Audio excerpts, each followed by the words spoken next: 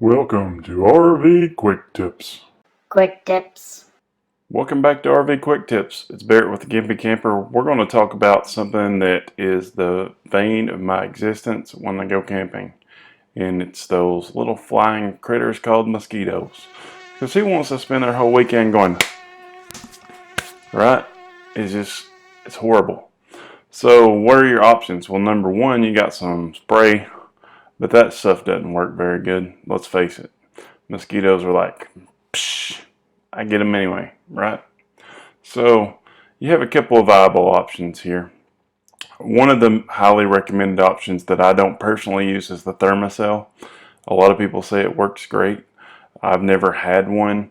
The big thing that steered me away from that was the cost of the refills, because apparently they're about $5 a piece, last for about 12 hours. And I just saw that could get pretty pricey. Another one that I saw some good reviews on, and one was actually on an RV blog that just had nothing to do with them owning it. So their neighbor brought out a Dynatrap, and after they put their Dynatrap out, like, they didn't have any more mosquitoes at their neighboring site. And so that's something that I kind of want to try, but it's still like $100 investment to start with. I'm not quite ready to get there yet because I have a few other options that seem to work good for me. So if I'm hiking, I do tend to use some spray. I do go the DEET route. A lot of people are against that. You know, whatever. It works a little bit. It's not great. For when we're at the campsite, this is what we do. Number one, I got some of those little tabletop Tiki Torches. They're about this tall. And I got 4 myself. But basically what you want to do is you want to fuel that up with this BugFighter fuel. That's very important that it's the BugFighter fuel because it's got citronella in it. You know, I've never really noticed all those citronella candles and stuff really having that big of effect, but these things work pretty good. So what you want to do is fill those up with fuel. Now those are only like $1 a piece down at the Walmart, okay? And the fuel's about $10 for a bigger jug of it. And that usually lasts me 2 to 3 camping trips, depending on how much I need it and how bad the bugs are bothering me. But what you want to do is you want to fill those Tiki Torches up. You want to set them in kind of a circle pattern around where you're going to be. One of my friends that was camping with me the other day said that I had a seance going on over there, but hey, there wasn't any mosquitoes in the seance for the most part, so whatever. You can mock me. I don't care.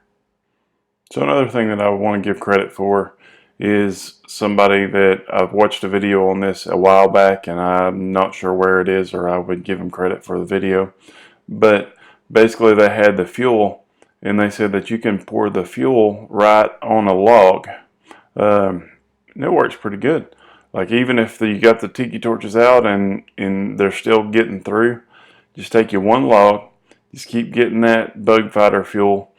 Don't put it on the fire yet. Just pour some on there and soak it in. So just let it absorb in there. Let it sit for 5 minutes. Then do it again, and then do it 3 or 4 times. Then throw that sucker on the fire. Now with my solo stove, it burns hotter, and I don't think it's as effective. But with a regular fire pit, I've used it like that before, and it seems to be very effective because it smolders a little bit more and gets more smoke in the air. And that bug fuel is also great if you're having a hard time getting your fire started. You might just pour a little bit on your kindling there. It doesn't like flare up like gas does, but it does catch on fire pretty decently.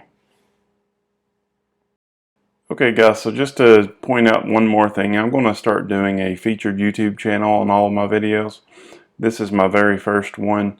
These are just some channels that I watch, some things that I think you might find interesting. And for our very first one, it's Justin and Christina's RV Van Life. These guys are doing pretty good. They're up in Canada, and what they're doing is renovating a camper van, which they are finding is more work than they had initially anticipated, I believe. Because with all RVs, it's not necessarily what you do, but it's how it was originally constructed, and it's usually not put together very user-friendly for you to get back in and do things to. So they're navigating that. They are also personal trainers, so they have some exercise videos and stuff like that.